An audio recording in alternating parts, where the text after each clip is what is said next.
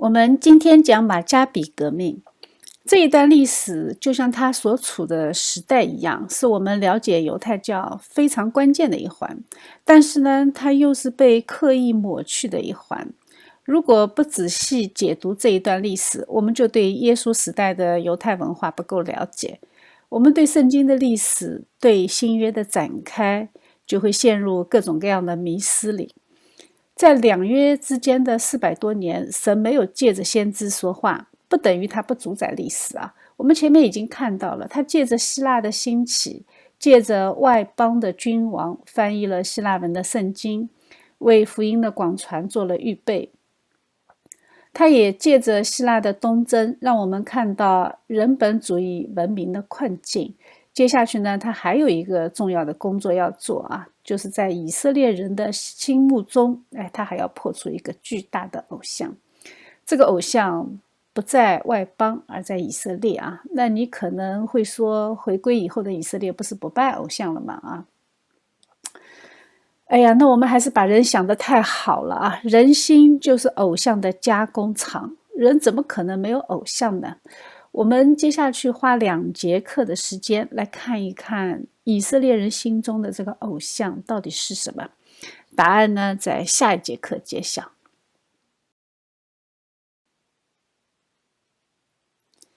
我们前面几节课呢，已经讲了除应许地之外的所有世界的希腊化，讲了希腊马其顿总部啊，因为人力的衰竭导致他们王权的衰弱，最后整个国家都被掏空了啊，最后就被罗马灭了。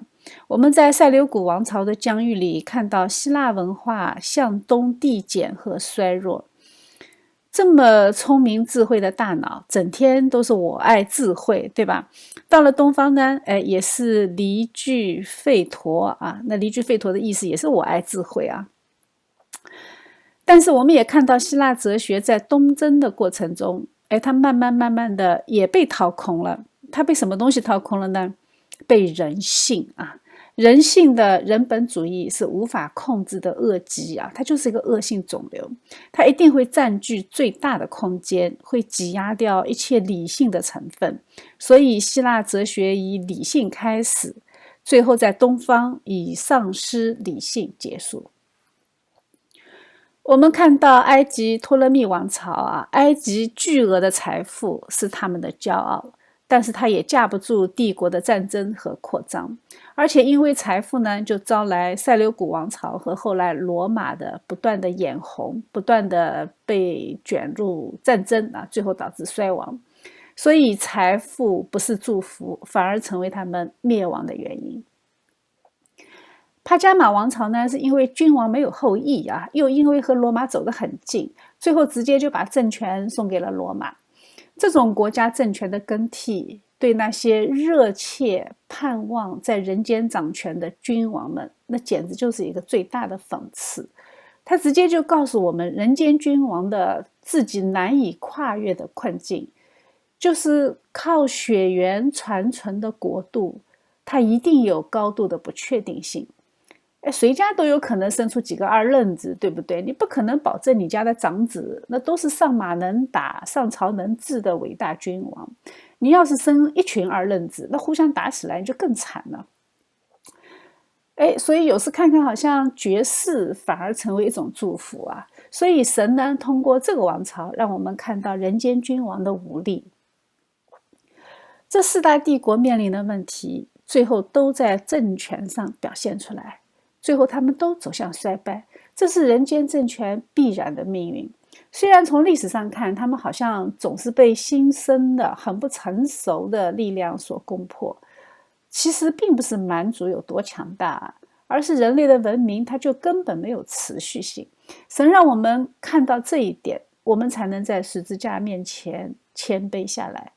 那看不明白的那些人呢，还在为地上的国抗争。今天神就借着马加比革命告诉我们，为地上的国抗争，你会有什么样的后果？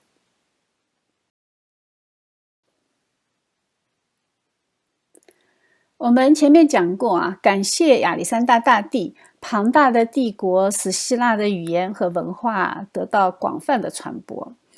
亚历山大手下的官员和士兵都娶了殖民地境内的那些女子，它就促成了希腊文化和当地文化的融合。在公元前2世纪初啊，以叙利亚为基地的塞琉古王朝出了一个非常牛的君王，就是安提阿克三世。他击败了管理埃及的希腊统治者托勒密啊，夺取了以色列。我们今天的故事呢，就从这个时代开始说起。关于前面的几场战争呢，我们上一节课里都讲了啊，因为神将它们记载在圣经里，所以呢，对今天的解读的内容，它是非常的重要的，所以我们单独拿了一节课的时间来讲啊。但是今天的内容其实在圣经里依然有啊，我们待会还是会把相关的经文列出来。塞琉古王朝是希腊文化更加忠实的追随者，托勒密王朝还好啊，他只注重钱，你只要按时交税就好了啊，我也不管你姓啥。但是塞琉古王朝就不一样，他面对的是多民族又很彪悍的民情，所以他必须有一个团结的中心，他必须对百姓普及希腊文化，你才能够解决民族多样性产生的帝国离心力的问题啊。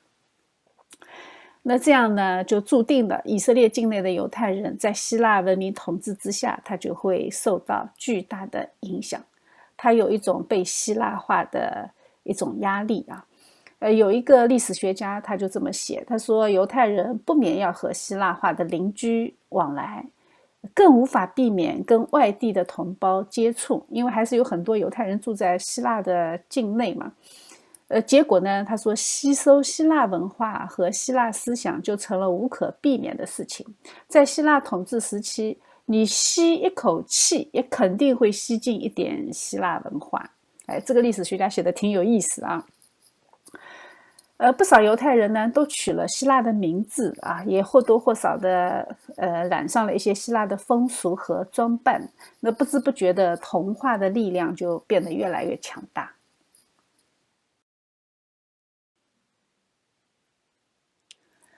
受希腊化影响最大的犹太人是谁？你要是熟悉圣经，你就会知道了，肯定是祭司。一个民族的堕落，那肯定是从精英的堕落开始的。神在旧约里面很多书卷里面都谴责过祭司啊，但是他们还是没长记性。在旧约最后一卷书马拉基书里面，他更是痛骂祭司的堕落啊。这一幕呢，在希腊时代的应许地再一次上演。当时很多祭司都相信犹太教一定要吸收希腊的文化，你才能够赶上这个时代。任何时代想进步的人总是大多数啊，自由主义呢是非常符合人性的。持这种思想的呢，其中一个就是当时的大祭司奥尼亚斯三世的弟弟，叫耶孙。耶孙这个名字可能翻译的人故意把它翻成耶孙啊，因为他的希伯来名字叫约书亚。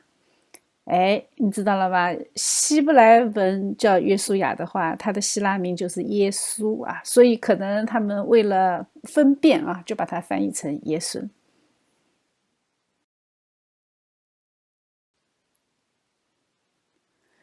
大祭司按照犹太的祭司传统，本来是由亚伦家族的长子继承的。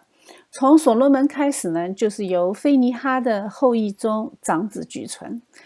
沙都就是这个祭司谱系的。但是大祭司的弟弟耶孙，他就嫌弃他哥哥的希腊化步子不够快啊。有一次呢，他的哥哥去首都安提阿去见君王，耶孙呢就在应许地用钱贿赂了希腊的官员，让他们为他说好话，推荐他来做这个大祭司啊。理由是什么呢？理由是因为他推广希腊化更为有利。那他又有这个理念，他又能奉献金钱，那哪有不同意的道理呢？对吧？那希腊地方官呢，马上就为他请求当时的国王安提阿克四世，请求他的任命。国王呢，很快就同意了。对于外邦君王来说，大祭司这个职位怎么来的根本就不重要啊，最重要的是要听话啊。过去希腊统治者其实从来没有和犹太的大祭司打过交道，很少的啊，因为他们都是和省长打交道的，那都是行政方面的，不是信仰方面的。那安条克他需要一个更加听话的大祭司，他可以从中获得更多的财政税收啊。毕竟那个时候圣殿那可比省长有钱多了。如果大祭司能够支持他，给他贡献一点军费，那帝国就更加能够扩张了，对吧？至于这个大祭司能够更加积极的推广希腊文化，那对他来说简直就是锦上添花。所以安提克很快就答应了耶孙的要求啊，他就给予耶路撒冷希腊城邦的地位。耶孙呢就建造了一座体育馆，把这里当作青年培训中心啊，让犹太青年呢在这里比赛技竞。其实就是体育比赛了，就是希腊的那一套竞技比赛啊，裸体的那一种啊，因为他们学习希腊文化。看到没有啊？你要带偏神的选民，往往最方便的就是从教育入手啊，因为小孩子最好骗嘛，而且一骗就是一代人，就像一根项链一样啊，中间断了一节，那你整个传承就基本完蛋啊。耶稣会当时就是和法国君主抢教育权呢。后来我们看到北美的公立教育系统，它也是和基督教的父母抢教育权，官司最后打到最高法院了，对吧？它都是这个套路。所以我们一定要学习历史啊！学习历史我们就不会上当了啊！撒旦那个老骗子的把戏他就没法玩。这个耶孙呢，他教坏小孩子他还不够啊，他还组织犹太人参加由推罗组织的奥运会，连祭司都要参加。那我们知道奥林匹克运动它的开幕式这个仪式上，它是有异教崇拜的性质的，他每一次比赛之前他也要献祭的啊。他不仅参加，他还亲自在那里向希腊的大力神去献祭。由此可见啊，连祭司都开始玩这个了，那犹太人的希腊化它就已经非常严重了。耶孙呢，还允许居住在耶路撒冷的外邦人把他们自己的偶像也放到圣殿里面来敬拜，大家在同一个地方各拜各的神，看到没有啊？这个人真是十诫估计是被他吃了啊。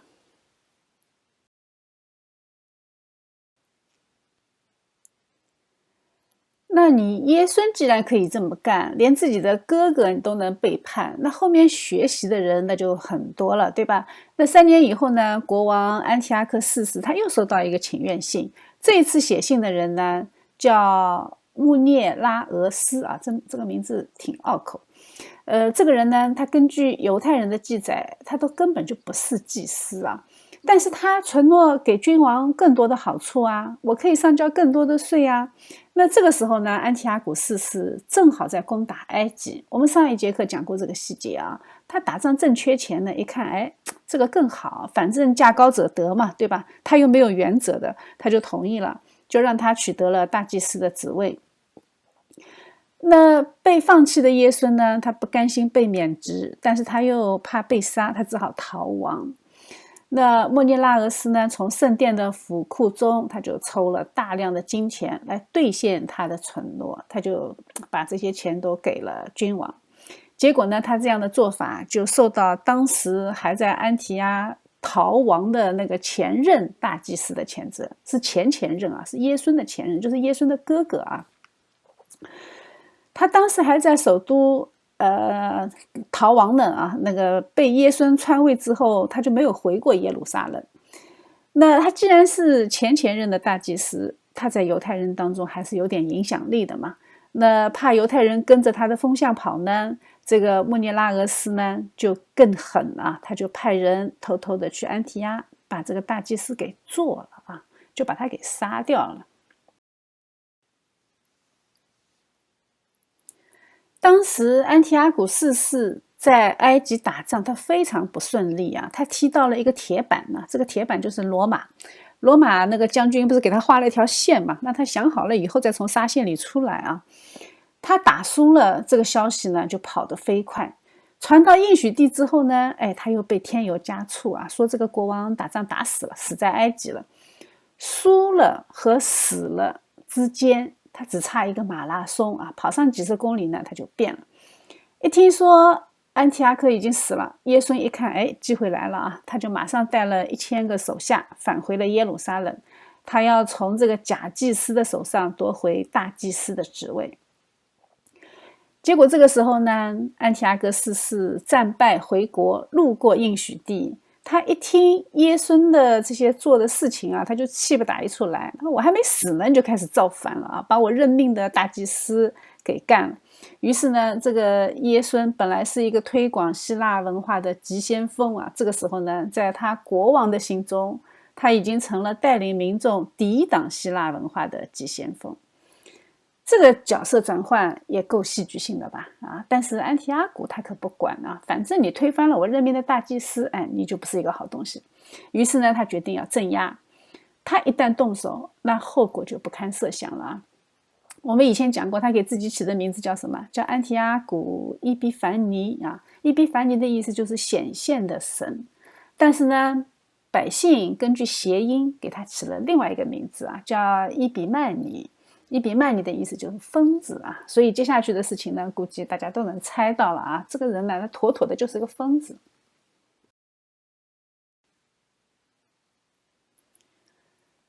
关于安提阿古四世啊，在圣经里面对他也有预言，他是亚历山大的4个角中长出来的一个小角。他四处征战啊，东打帕提亚，西打小亚的帕加马啊，往南呢还打埃及，有空呢还想和罗马干上一架。最重要的预言呢，是他要占领应许地，他要在圣殿里面搞大动作啊，他要除掉以色列的献祭制度，要毁坏圣所，污秽至圣所。因为罪过的缘故，有军旅和长线的燔祭交付给他。这句话呢，就说明这是神同意这么做的。为什么呢？是因为罪过的缘故。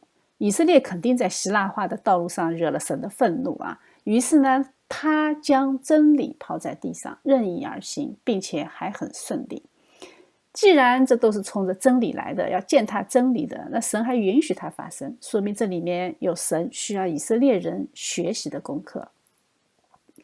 在马加比2书里面记载着，在公元前的168年和公元前的167年，这个安提阿古四世占领耶路撒冷，废除犹太人的宗教律法，而且呢，接二连三的去大屠杀啊，他3日之内杀了8万个人，有4万丧生刀下，其他的呢被卖为奴。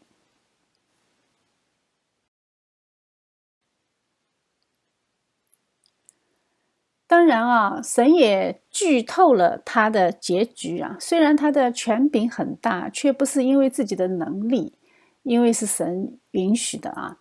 他虽然行非常毁灭的事，任意而行，毁灭圣城和圣民，但是他真的以为是自己的能力强，计谋多啊。实际上呢，他也就是一个神的剃头刀。心里自高自大的人，他都有一个典型的特征，他就是想重建巴比伦啊，这个真的很有意思。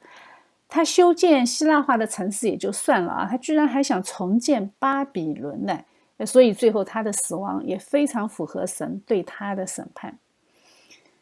神说他最后是非因人手而灭亡，历史上记载他是暴毙的啊，他是直接出于神的干预。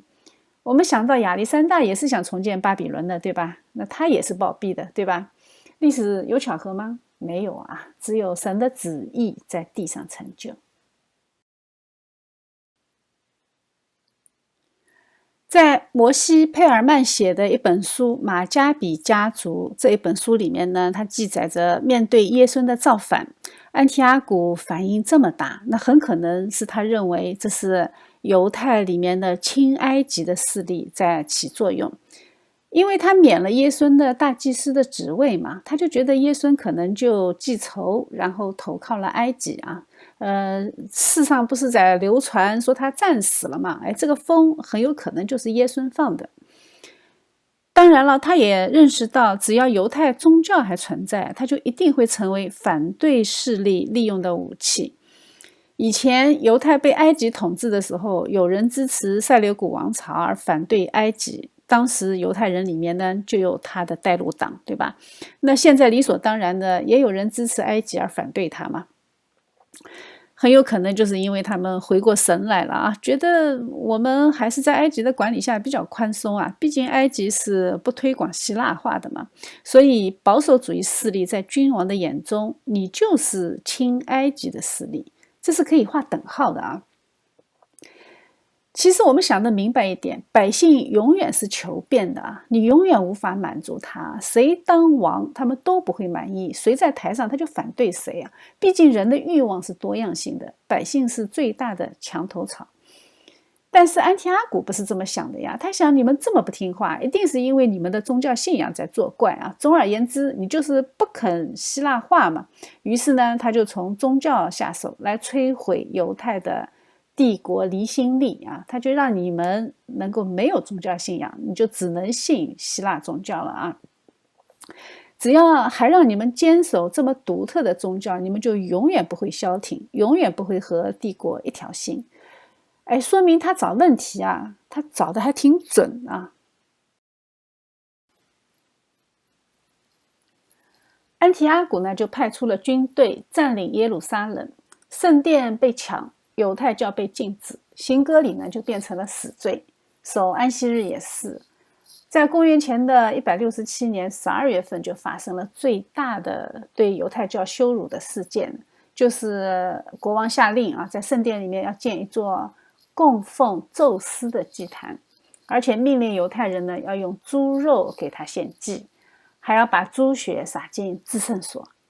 那按照犹太律法的规定，猪肉是不洁净的呀，所以这简直非常过分了啊！但是不要以为犹太人会反抗啊，事实证明只有少数人在反抗，很多亲希腊的犹太人是可以接受这种进步主义敬拜的，这和我们今天在教会里面给同性恋证婚，它是一样的道理啊，它没有什么特别的理由啊，它就是随大流嘛。在这段时期，那个假大祭司和其他希腊化的犹太人，他们的宗教地位和社会地位丝毫没有受到影响。虽然有些犹太人被逼迫水深火热啊，但是他们照样日子过得很好，继续在被污染的圣殿里面任职，继续敬拜啊。他们真的是舞照跳，马照跑啊！但是倒霉的事情在后头呢。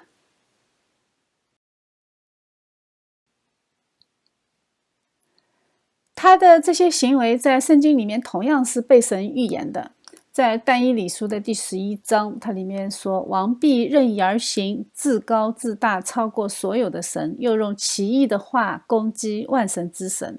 他必行事亨通，直到主的愤怒完毕，因为所定的事必然成就。预言它本身就可以有多重应验的啊，有些人呢就认为他这一段是指敌基督啊，是末世的敌基督。那也有人呢说这里的王呢是指着大希律啊。那其实反神的人，他们的行为模式是很相似的，不管是什么时代啊，只要做出这些事情的人，他的背后就是有一个敌基督的灵。在2月之间呢，这个预言就是指向安提阿古四世。他认为自己是神的化身，所以他自称是伊比凡尼啊，是显现的神，这个足够自高自大了啊。当然，他也说了很多亵渎的话。圣经还说，他必不顾他列祖的神，也不顾妇女所羡慕的神，无论何神他都不顾，因为他必自大，高过一切。这里说到他什么神都不管啊，那这家伙确实啊，他后来为了筹集送给罗马的赔款，他去抢了所有神庙的财宝。那显然他对任何神他都是不尊敬的啊。他说他倒要敬拜宝藏的神，用金银宝石和可爱之物敬奉他列祖所不认识的神。有些学者呢就认为宝藏的神就是指战争的神啊，就是宙斯啊。那敌基督他其实是很喜欢争斗的，所以他要用金银宝石去支持昂贵的战争。那如果说换一个角度去理解，宝藏的神应该是什么？如果用金银宝石去支持的话，这个宝藏的神他应该就是钱呢，对吧？钱也是我们的神哦。接下去呢，他说他必靠外邦神的帮助，攻破最坚固的堡垒，凡承认他的，他必将荣耀加给他们，使他们管辖许多人，又为贿赂分地于他们。马加比书的那个作者呢，就记录了安提阿古四世非常善待那些听从他话的人啊。我们上一节课也讲过，他在埃及流窜抢劫，对吧？把抢来的钱干嘛？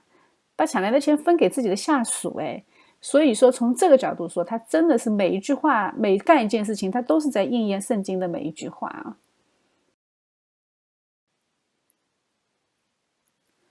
虽然大多数犹太人都接纳希腊文化，但是有一群自称是哈希德派的人呢，就渐渐的兴起来。哈希德的意思就是虔信者啊，就是虔诚的相信者。他们的人数越来越多啊，他们就坚持要更加严格的去遵守摩西律法。当时有很多犹太的平民百姓对那些希腊化的祭司也感到非常的不满了，于是呢，百姓当中他们也越来越多的人倾向于哈希德派。但是总体上来说，他们的人数还是不多的啊，而且他们的敌人呢，并不是希腊人，他们的敌人其实是已经希腊化的犹太人。族群的撕裂那个时候是空前的啊！我们要知道，犹太人他是先自己两派先闹起来了，然后塞琉古政权才开始介入了，然后介入了以后，他才发现发现了更多的问题，然后再推出更多的新的希腊化的政策。所以哈希德派那绝对是少数人，甚至刚开始的时候，他还是沉默的大多数啊，毕竟有勇气的人还是少的。因为当时的镇压政策已经非常残酷了，如果母亲给新生儿行割礼，一旦发现，那就是杀全家呀，安息日也不能守啊，否则也是死全家呀。全国各地的犹太人他都被迫接受异教风俗，在圣殿里面要献猪啊，否则你就要被判死刑。于是这个时候呢，就引发了一段殉道的日期啊。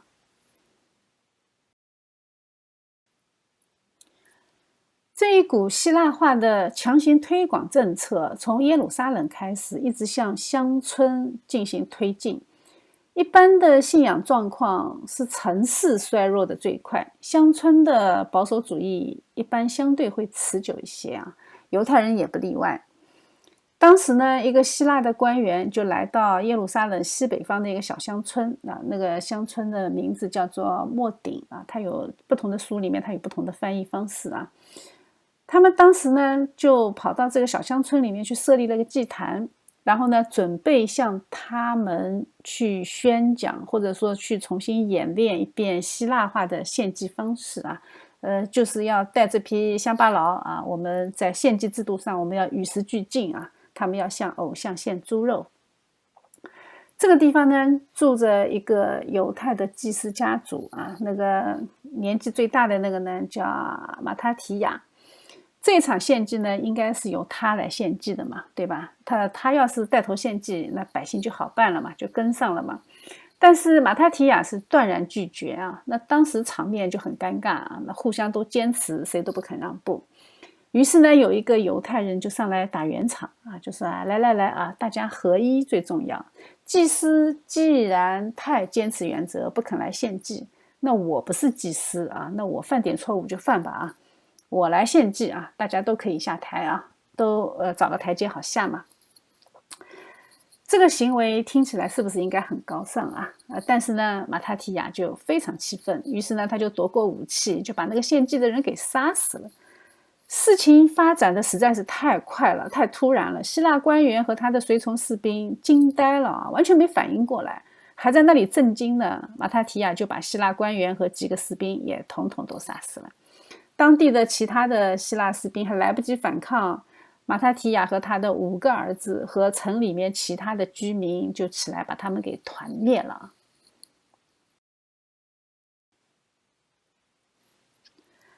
马他提亚呢，当时大喊了一声，说：“热爱律法的人，来跟随我吧。”我们要记住这一句话啊！这句话我们看看他们能坚持多久。杀了塞琉古王朝的官员，那可是要被算账的呀。秋后算账，那可厉害了。所以呢，他就和摩西逃往旷野一样啊，他和5个儿子也逃往东边的犹大旷野，那里是山区啊。他们起义的消息传出去以后呢，很多犹太人都前来寻找他们，归附他们了，包括很多哈希德派的人。这个就和当年犹太人跑到旷野和大卫王会合一样的啊，都是一小股势力啊，去反对强大的君主力量。马上呢，他们的势力就慢慢的壮大起来。马太提亚的5个儿子当中，老三犹大是最骁勇善战的，他就任命犹大掌管军事。这个犹大呢，他有一个外号叫马加比，意思就是铁锤啊，锤子。所以呢，整个战争就被叫做马加比战争。我们看到这里就发现啊，那个约书亚也有了啊，约书亚就是耶稣嘛，犹大也有了。接下去还有谁呢？犹大还有2个兄弟，一个叫约翰，一个叫西门。哎，你有没有发现挺有意思的啊？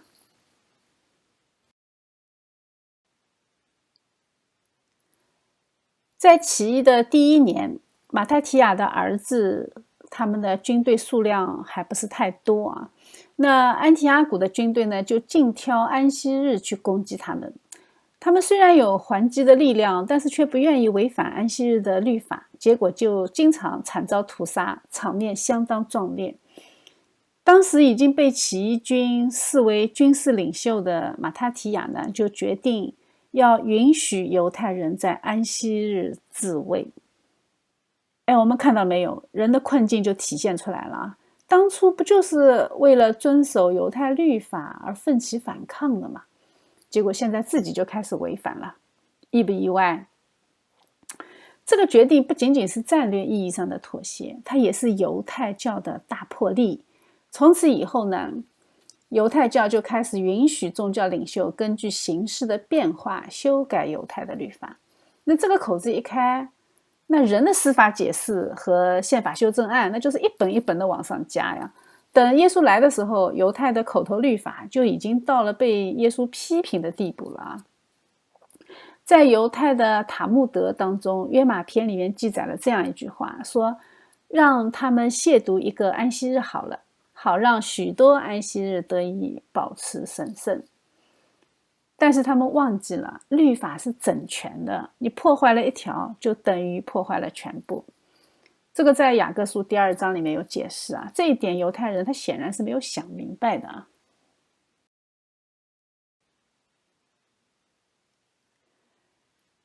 犹大在年老的父亲死后呢，他就成为众望所归的起义军领袖啊。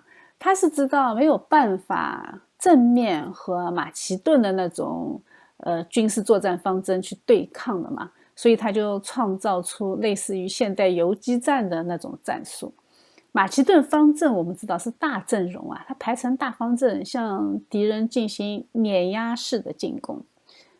但是我们要知道这个地方在哪里，在犹大山地啊，在山地里面这一套战术它就完全没有优势，散兵作战他们就不如马加比军队有优势了嘛。所以虽然他们人数好像是很多，但是他们还是经常会失败。马加比军队的势力就越来越强大。那随着他们不断的胜利，加入他们的犹太人也越来越多啊，一切都在向着胜利的方向发展。这个打仗的过程呢，我们今天就不仔细讲了啊，毕竟网上有很多材料的，大家都可以搜到。我们今天呢，就直接跳到他们的成功点了，他们收复圣殿。因为当他们收复圣殿的时候，他们的故事才刚刚开始。当时呢，安提阿古四世他遇到了一些新的问题啊，遇到了一些新的情况。他在这里呢，不断的遭到应许地的抵抗，不断的损失兵力。但是另外一方面呢，他还要面对内部的勾心斗角、争权夺利。他还要和罗马势力去抗衡，因为罗马已经崛起了啊。那你想想看，内部有反贼，外部有罗马，应许地还不消停，那几大矛盾放在一起呢，他对犹太政策就稍微松懈一点。犹大于是趁机就占领了耶路撒冷。在公元前的164年12月份，他手下的军队攻占圣殿，洁净殿里的器皿，然后重新加以奉献。这个时间刚好是圣殿遭到亵渎以后的整整3年。有一件事情被记载在犹太历史中啊，就是当他们收复圣殿的时候，圣殿中应该长明的那一盏灯已经熄了。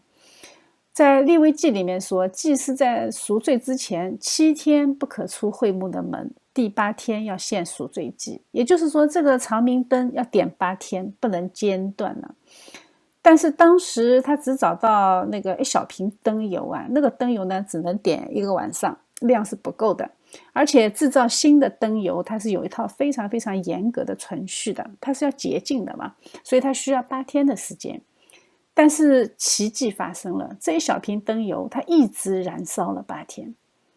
从那以后呢，犹太人就设立了光明节来纪念这个神迹啊。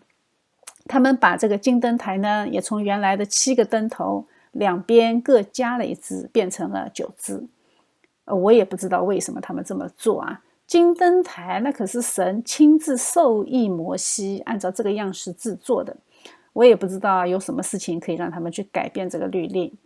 不过你想想看，他们连安息日都可以改了嘛，还有什么东西不能改，对不对？那这只是时间问题啊。想想也是很奇怪的，他们自己可以按照实际需要修改安息日的律法，修改金灯台的设计啊，但是耶稣基督在安息日治个病，那就不行啊。所以他们确实是挺双标的，非常欠揍啊。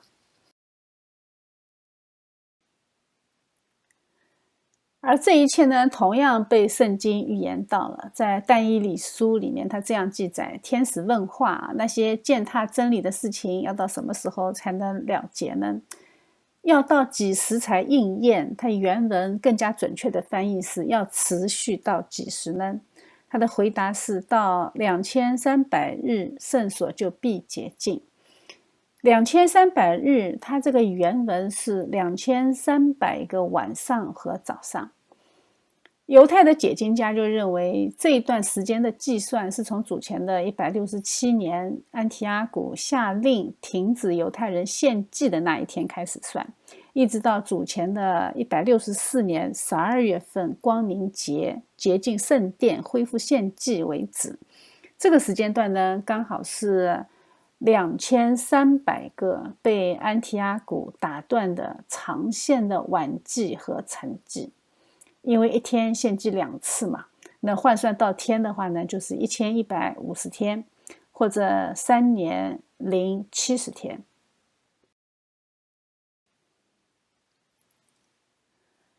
到这个时候呢，起义得到了暂时的胜利，安提阿古四世的政权已经严重疲软。那犹太人起初要求的宗教自由，他们的目的已经达到了。对犹太教的压制，这个时候其实已经解除了，圣殿的崇拜和献祭都已经恢复。后来安提阿古四世暴毙了啊，他的儿子继位，他儿子是个儿皇帝哎，于是呢，帝国的内部就开始争权夺利，又开始有了纷争了，那就没有太多的时间来对付应许地的人，他们就短暂的度过了一段平和的日子。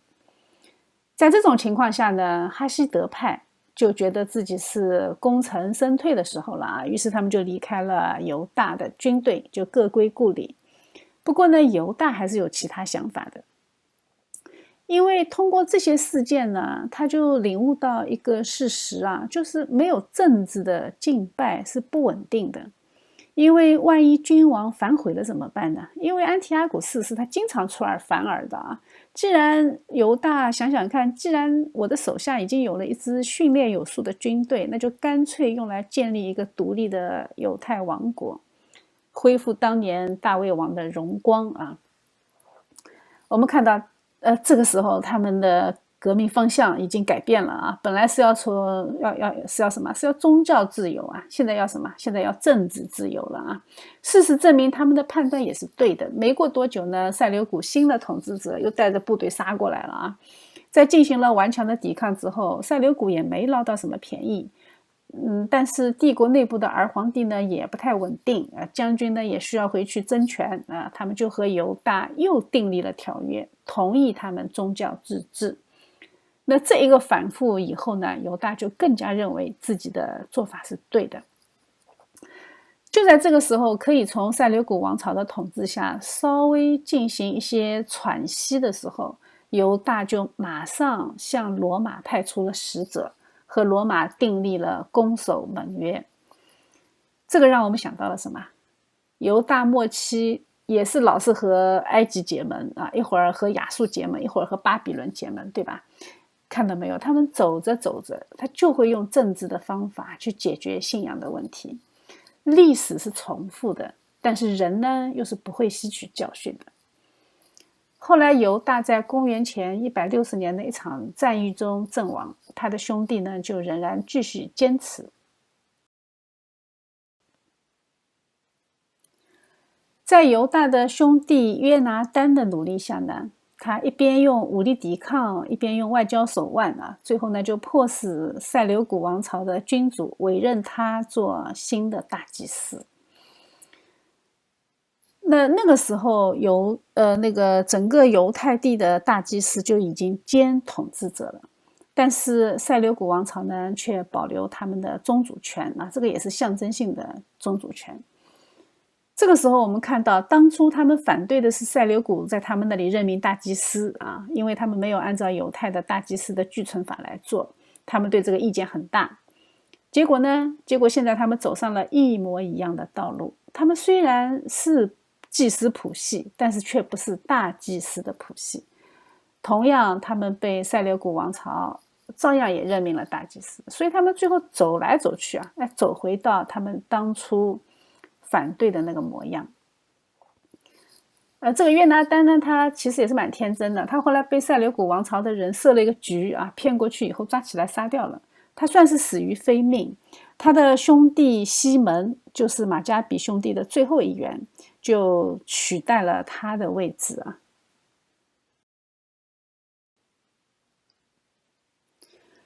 约拿单死了以后呢，塞琉古王朝它其实是更加衰弱了，所以西门执政的时候，他的权力是更大。在公元前的140年9月份，有一份很重要的法令在耶路撒冷颁布。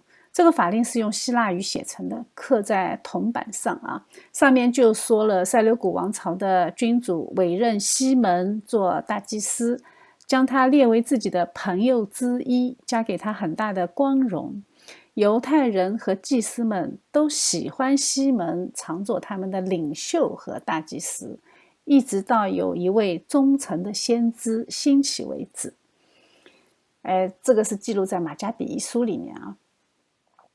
我们看到没有？这个时候西门就已经成为世袭的统治者兼大祭司。他不但得到塞琉古王朝的同意，他也得到了本族大议会的同意。这个是马加比家族的转折点。这个时候开始，他们就把这个马加比家族建立的王朝叫做哈斯蒙尼王朝。他们最关心的已经不再是遵守妥拉或者遵守犹太律法，而是巩固王朝、扩张势力。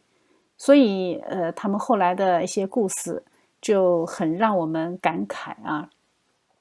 不过西门呢，他还是为了避免犹太人反感呢，他用的名字不是用王啊，他是用总督或者人民领袖这些头衔。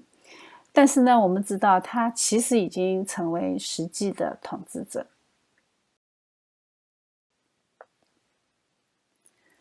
在西门掌权的这个时间里面，塞琉古王朝对应许地的统治就结束了。这个是在公元前的141年，他们对应许地彻底失去了掌控权。犹大从政治上和宗教上都摆脱了塞琉古王朝。那我们就要想了，那这个时候大祭司是不是可以回到正常的犹太血统里面去重新进行任命呢？其实并没有啊。西门继续任大祭司，而且当时的犹太领袖也都接受他的统治。这个时候呢，马加比王朝就进入了政教合一的时代。以前他们是有省长的，大祭司只不过是管宗教的，那现在他们妥妥的政教合一了啊。后来西门再一次和罗马结盟，获得了军事的支持。因为经过这个阶段的战争，犹太内部它是各种势力都兴起，各种说法都有啊。犹太内部的宗教分裂它也在加剧。那西门他就面临的是自己的维稳问题啊，他需要罗马的帮助。看到没有啊？塞琉古王朝的问题现在成为他的问题，他也要开始内部维稳了。这就是权力的演变过程。你在争取自由的时候，我们的动机是正义的。马加比家族他当然认为是神的呼召和圣灵给予的勇气，但是权力是个好东西啊，一旦你得到，你就不肯放弃，因为放弃意味着危险，你的政治敌人会置你于死地，为了自保，你也不能放弃。所以为了巩固自己的势力，保障自己的安全，权力它一定会扩张，扩张到一定的程度，它就一定会自噬、自我吞灭，你最终会成为你当初反对的那个人。这就是人的困境啊。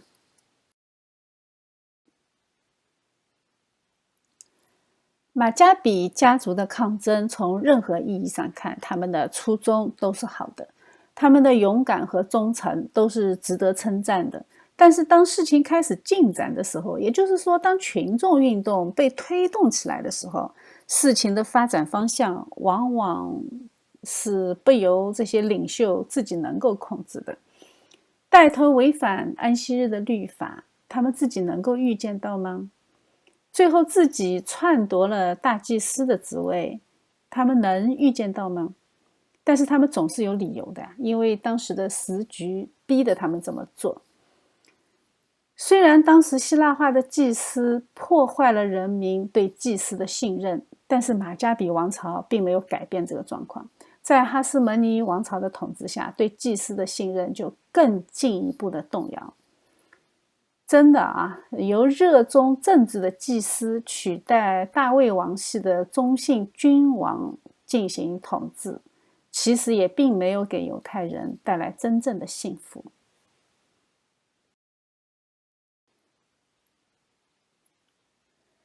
故事到这里呢，还没有完啊。当哈斯摩尼家族开始掌控政教大权，其实犹太社群里面并不是人人都高兴的。根据不少学者的意见啊，昆兰教团应该就是在这个时间段成立的。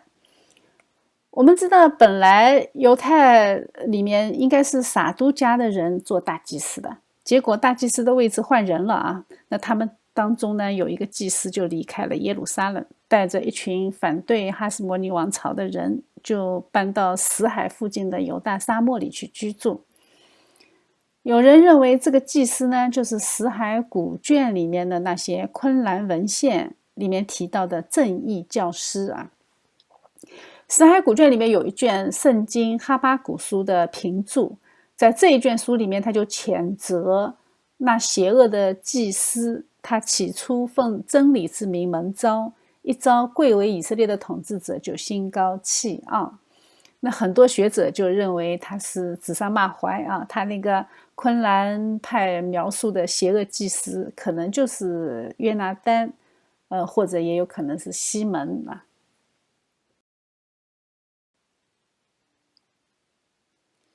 西门掌权的时候，正好是塞琉古王朝衰弱的时候，于是呢，他就东征西讨，趁机扩大版图啊，他要重振以色列的大卫国度。但是上帝和他开了一个玩笑啊，当他和他的两个儿子在耶利哥附近参加一个宴会的时候呢，他的女婿托勒密把他们三个人都暗杀了，主要是想篡位啊，你看见没有，权力就开始嗜血了。可是托勒密篡位呢也没有成功，西门还有一个儿子叫约翰啊，他听到风声以后呢，知道有人要企图杀害他，他就先发制人，抓住了刺客。然后呢，然后他就接替他的父亲做大祭司，掌握国家大权。这个时候我们看到啊，逃不过一切王朝的命运，权力开始在他们自己的家族里面开始吞吃生命。起初啊，约翰·海尔卡努斯他的主要敌人是塞琉古王朝，虽然他们很弱了，但是呢，还是有残存的势力在那里。到了公元前的129年，塞琉古王朝呢和帕提亚去打仗啊，结果落得惨败收场，差点帝国就崩盘了。于是呢，海尔卡努斯就趁势完全恢复犹大地的主权，并且开始向四面八方扩展，大力的去扩张他的国土。没有塞琉古王朝在那里做阻碍啊，那海尔卡努斯就开始侵占犹大地以外的地区，他用武力使当地的人屈服。他们如果不改信犹太教，那么他们所住的城市就会被夷为平地。这个时候呢，以东人就被他们征服啊，就归信了犹太教，这个就是后来的伊图买人。有一个历史学家说，归信的伊图买人不是寥寥几个，而是整个民族啊，所以说可以说是开了全族归信的先河。这个让我们想起什么？想起穆斯林，对不对？穆斯林就是这样的，武力征服，全部归信啊，不归信就杀啊。这个你看见没有？这个，人真的是，人是走不出自己的困境的啊。海尔卡努斯呢，他也攻击其他地区啊，包括撒玛利亚，他也摧毁了撒玛利亚人在基利心山上面建的圣殿。所以那个历史学家所罗门曾经讽刺过他们啊，说，马他提亚是捍卫宗教自由，他的情操高尚啊，但是他的孙子呢，竟然违反他的先祖自立维护的原则。我们看到没有啊？从情操高尚、捍卫宗教自由，到他的孙子啊，用武力强力的去征服，这个之间，也不过仅仅3代人。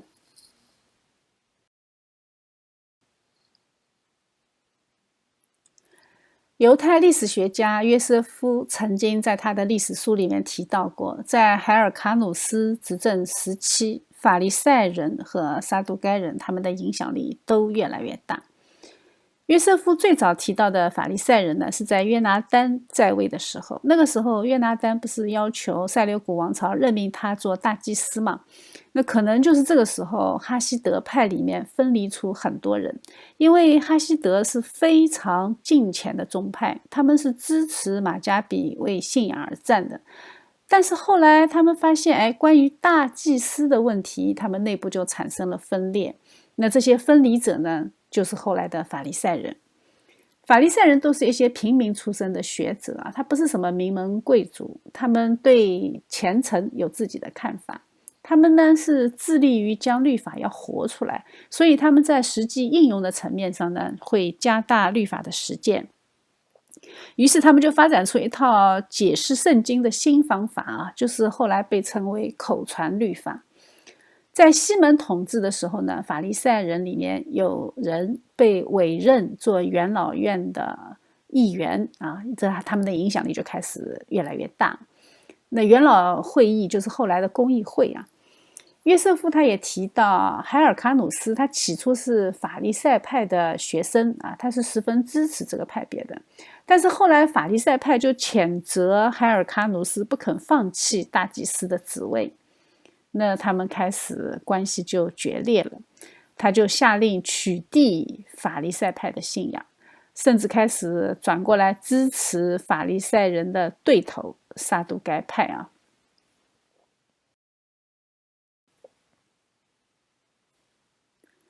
撒都该派这个名称很可能是和大祭司撒都有关的啊。从所罗门时代开始，撒都的子孙就一直担任大祭司，但是不是所有撒都该派的人都是出自于撒都的家谱。根据约瑟夫说，撒都该派他是有财有势的贵族，但是他得不到民众的支持。为什么呢？因为他们很早就拥抱了希腊化的政策，所以传统的犹太人是不太喜欢他们。这就是为什么马加比王朝的继承者能够做大祭司的位置，但是民众会依然支持他们，因为确实撒都家族的后裔做得不咋地啊。犹太史学家西夫曼他曾经评论过，说他们有些是祭司，有些是靠婚姻关系而成为大祭司家族的成员，所以他们基本上都是这种出身啊。由此可见，他们一直和世俗的掌权者关系密切。在他们的眼里呢，法利赛派是威胁他们的世袭权威啊，因为法利赛派他这个时候开始，他越来越多的有人担任公职，而且这个派别呢是主张人人都可以像祭司一样圣洁。那在海尔卡努斯执政的后期，因为他和法利赛人翻脸了嘛，他开始支持撒都该派了嘛，所以呢，这个时候撒都该派开始又占上风。这个也挺有意思的啊，本来撒都该派就是反对马加比家族做大祭司的啊，结果你看到这个时候他们搞到一起去了啊，挺讽刺的啊，人间的政权它就是这么的无厘头啊。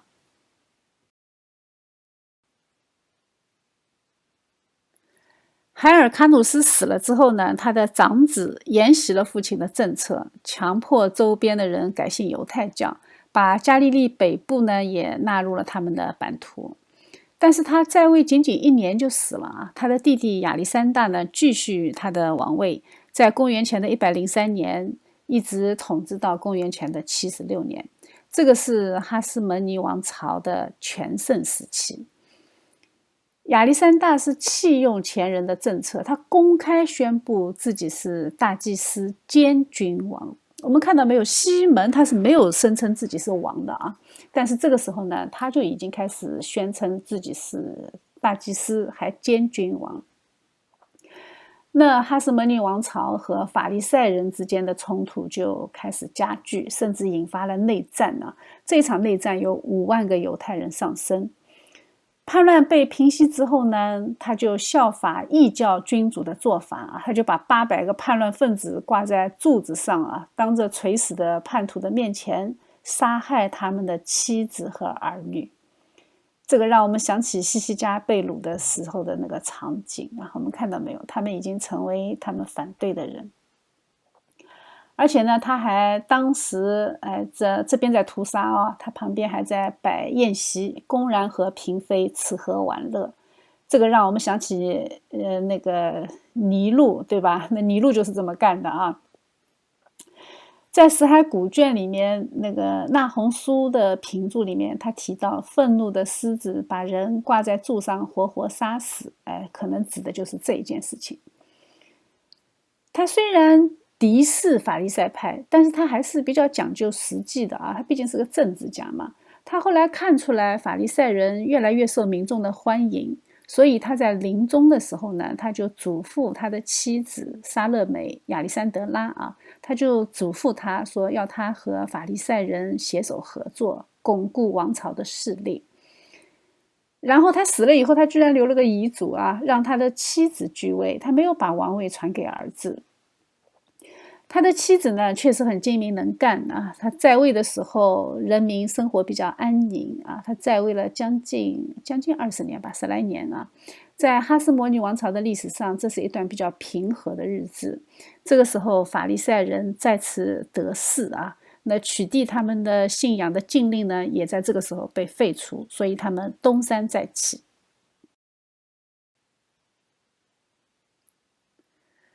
我们刚刚开始的时候讲过啊，君主制最不靠谱的是什么？最不靠谱的是万一君主生几个二愣子，对吧？这个时候呢，到了这个时候啊，那哈斯摩尼王朝的二愣子就出来了啊。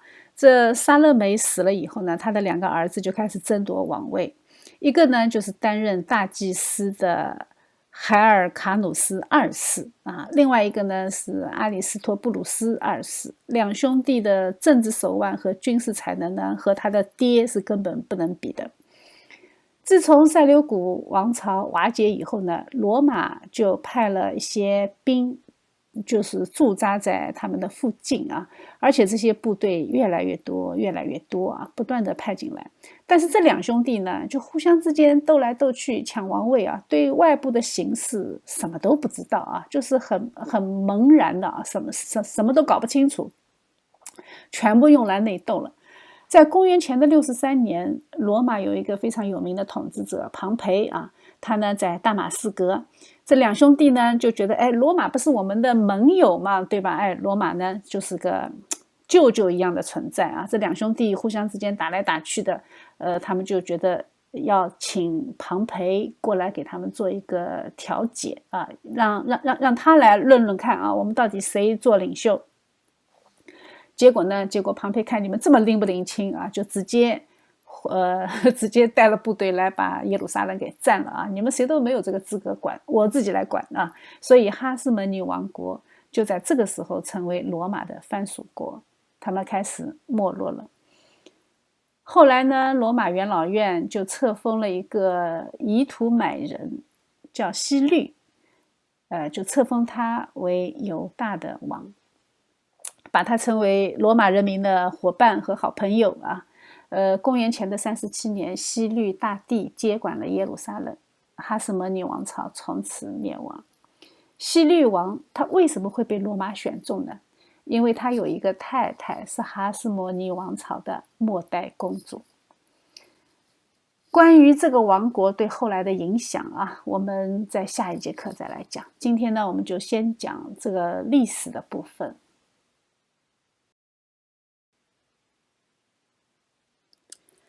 我们看完他们如此戏剧性的落幕，是不是觉得这一场战争非常的不值得？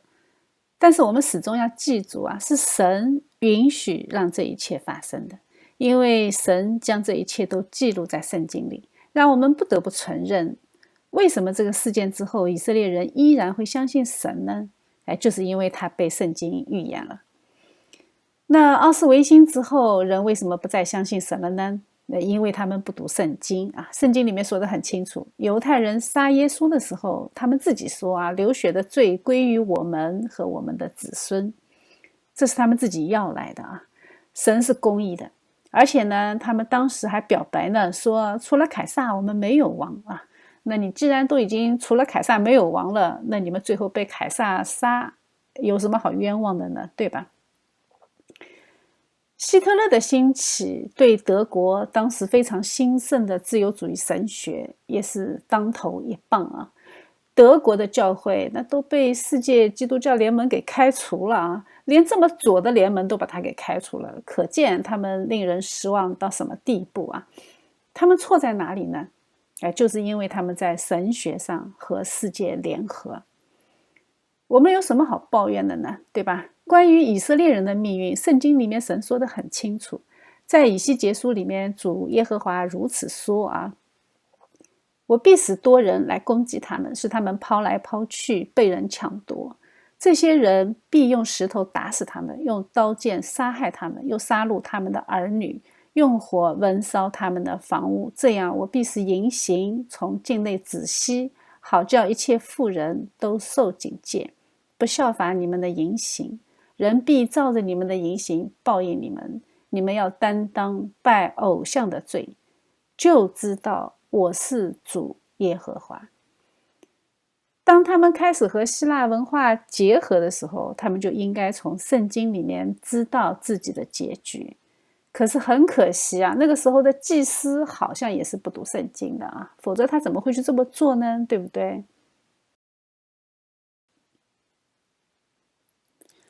神也将原因说得很清楚啊，因为你们纷争过于四围的列国，就是你们自己内部都打来打去，比周围的那些国家还不如啊，也不遵行我的律例，不谨守我的典章，并以遵从四围列国的恶规尚不满意。看见没有？他们都已经把神的律法放在一边，去跟着希腊的那些规章制度走，还嫌自己做得不够好啊！你看看没有？所以神的审判是什么？是我与你反对，必在列国的眼前，在你中间施行审判，并且因你一切可憎的事，我要在你中间行我所未曾行的。我必向你施行审判，我必将你所剩下的分散四方。审判的结果呢，是主耶和华说：因你用一切可憎的物、可厌的事玷污我的圣所，故此我定要使你人数减少。我眼必不顾惜你，也不可怜你。你的民1/3必遭瘟疫而死，在你们中间必因饥荒消灭，1/3必在你的四围倒在刀下。我必将1/3分散四方，并要拔刀追赶他们。看见没有？信息非常清晰啊！神都是用大白话告诉我们的，他一点都不隐藏的啊，和那些玄而又玄的哲学不一样。但是人呢，对这么直白的话，往往选择看不见。这个原则对基督徒也是很适用的啊。人就是喜欢装模作样的高深啊，不喜欢干净利落的神的信息。在以西结书里面，神用了大段大段的篇幅，说明了他这么做的目的啊，就是我们上一节课结尾的时候说的：你们就知道我是耶和华。君王、国民都是被审判的。君要悲哀，王要披凄凉为衣，国民的手都发颤。我必照他们的行为待他们，按他们应得的审判他们。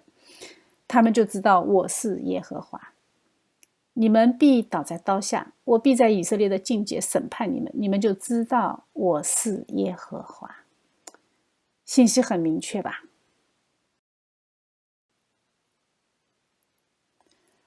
而且呢，神还不仅仅限于让以色列人知道他是耶和华，他还借着他对选民的审判，使他们分散在列国中，借着世上的以色列人向外邦的君王介绍他自己。因为他们拜偶像啊，所以想要纠正这些罪人的观念是非常非常困难的。但是神有办法，以色列人就是神选择的器皿啊，神把他们打散在列国中，借着他们的命运，神向世界宣告了他的权柄。他能够将选民打散，他也能够留下一些余民来诉说和见证神的荣耀。所以神没有把他们全部打趴下啊，他留下了1/3，使他们在所到的各个国家中间诉说他们一切可憎的事啊，诉说自己干了什么啊。他们得以存留，不是因为他们做得好，而是因为神的怜悯，因为神需要几个活口来见证神啊，所以神是为了让他们在外邦传讲神的名。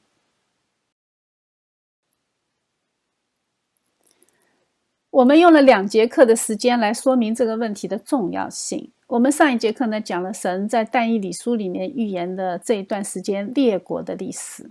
这一节课呢，我们又讲了同样是记载在但以理书里面的选民历史。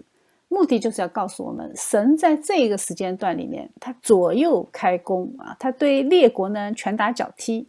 要在这个时间段里面，他要打造一个非常硬核的一神信仰的民族。要为他的儿子做预备。上一节课讲的是列国历史，为神的权柄做见证。这一节课呢，是通过选民的历史，证明了神的权柄。全世界都需要知道，耶和华不是你们想象中的众神中的一员，他是统管万有的神，是天上地下唯一的神。这样我们就能理解为什么神要将这一段历史预言在圣经里。还记得我们在圣经纵览里面讲过的课程吗？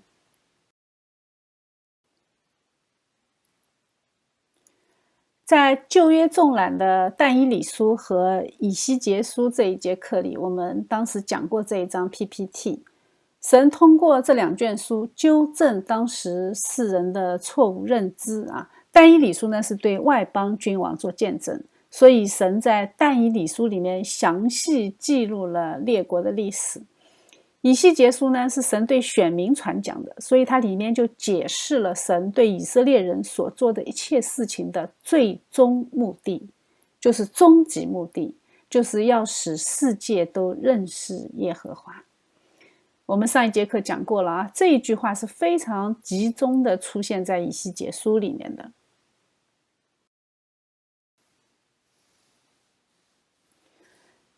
在以西结书里面，神也将他这么做的终极旨意告诉我们。他这么做不是折腾选民，也不仅仅是显示威严和权柄，他最重要的是要在一个被罪污染的多神崇拜的世界里，向世界启示他自己的名。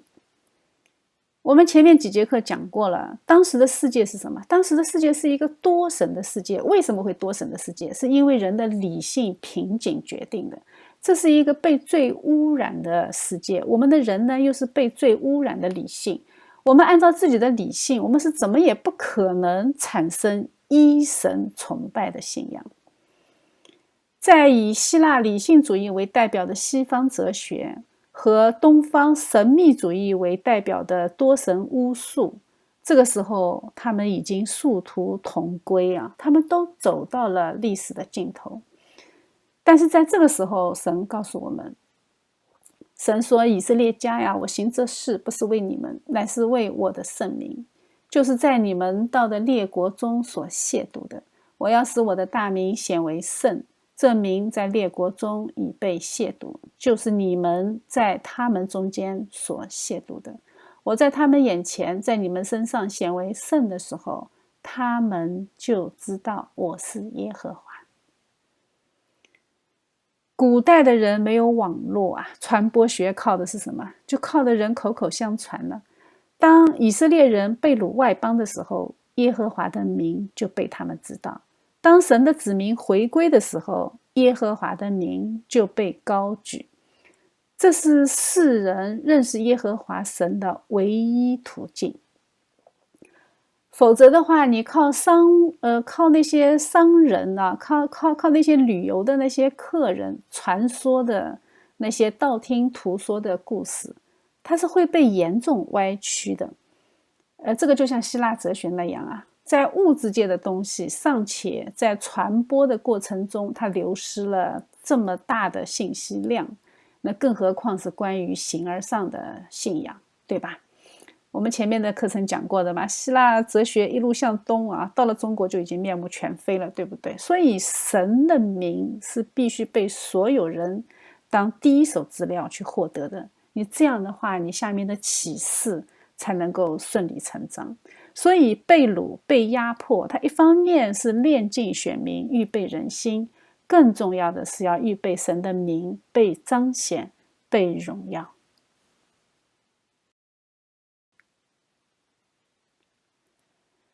神要全世界都认识他的名，因为人类救赎启示的最高峰马上就要来到了。在以赛亚书的第55章，神在启示他救赎计划的时候，就早已经说过了啊。他说：我的道路高过你们的道路，我的意念高过你们的意念。所以选民不管经受什么样的命运，世界的王经历过什么样的历史，它都是神计划的一部分。它的目的就是要将他对全人类的心意带进我们的历史。他接下去说：我口所出的话也必如此，绝不突然返回。他口中所出的话，我们在旧约纵览的最后一节课说过了啊，就是耶稣基督，对吧？他是神的道。他口中的话啊，却要成就我所喜悦的，在我发他去成就的事上必然亨通。他怎么成就神所喜悦的呢？就是死在十字架上，为我们献上挽回祭啊，完成了神的公义，使我们能够和神和好。所以基督在受洗的时候，天父说：这是我的爱子，是我所喜悦的。这就是以赛亚书里面的成就我所喜悦的，这样就对上了，对吧？旧约的历史，两约之间的历史，都在预备我们大君王的到来，所以我们一定要跟随他。